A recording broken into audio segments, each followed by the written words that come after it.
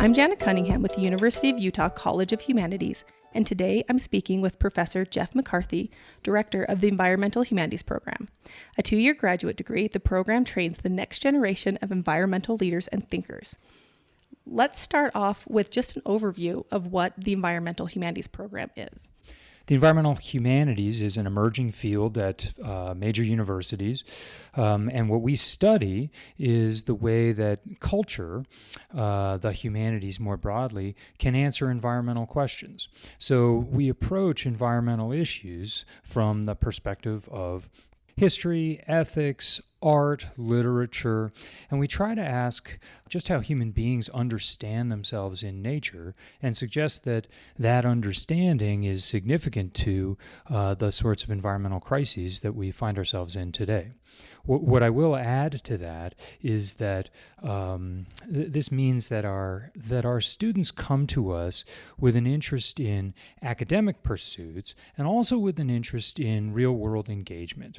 And, I say real-world with these sort of air quotes, but what I mean is that the students tend to be interested in a kind of applied relation to the things that they study. They want to know how their work can relate to environmental justice. They want to know how their work can relate to environmental racism or people's lives being displaced by a changing climate, or our sense of open lands and wild country here in the American West, for instance. So it's an academic pursuit that has a clear set of applications in this very important climate moment here in the United States.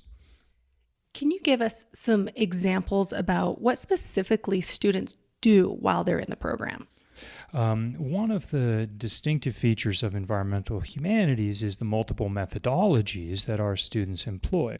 What I mean by that is that some of our students are especially interested in, say, narrative, in creative responses to a climate-changing world, in creative responses to the beauty of nature or the overlaps between nature and society around us, or the ways that we can no longer distinguish between what we call nature and what we call society. Other students come at these questions from a perspective informed by the sciences or the social sciences. So we have some students who are, as I said, involved in artistic representations of their experiences and concerns, while another handful of students might be developing surveys with a sociologist.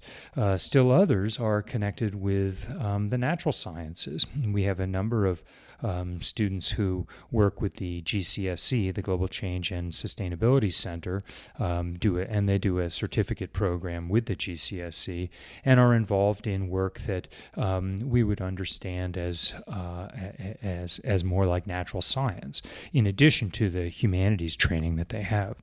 All of our students have a capstone project, either typically what you would see as a thesis, and that's an extended research project that investigates some issue that's important to them.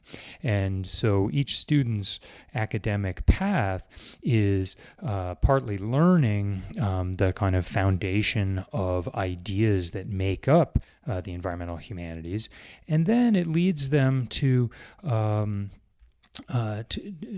their own distillation of what question needs to be asked and how best to ask it with their research. We also offer students summer support, and there is the chance for summer funding for students whose research projects, interests working with nonprofits, for example, position them to do meaningful work over that one summer between the 2 years in their master's degree. Going back to the research a little bit, can you give some examples of what type of research projects are coming out of the program? In some cases, students will align their research projects with the very real work that nonprofit environmental groups are doing here in the West. So 3 years ago, our student Kathleen Metcalf approached me about doing a project where she would try to investigate the difference between environmental attitudes and organizations 30 years ago and those same attitudes and organizations today, with the goal of putting together some kind of a white paper that environmental executive directors of nonprofits could use to understand just where environmentalism is going in the heads of college students, in the heads of young people nowadays.